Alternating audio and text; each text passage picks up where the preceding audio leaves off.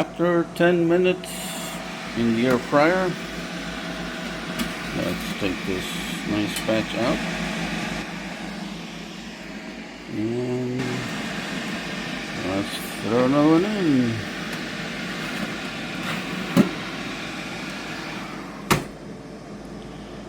And the next batch is ready. Just imagine the aroma. If this works out. Throw them all, skins and everything. Throw in the tomatoes. Ooh, that got steamy. Tomatoes. Throw them in there. Throw in half an onion. And we have the other chiles. Skin, stems, seeds, everything. We're gonna throw in the tomatillos. And we're gonna throw in just about enough water to cover. And we're also going to add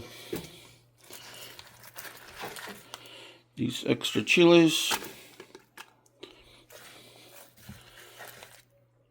stem, seeds, everything. We got this leftover scallion, throw that in there too. And I have these spare cilantro leaves, a head of garlic. And we are going to wait. Bring it to a boil, let it simmer for about half an hour.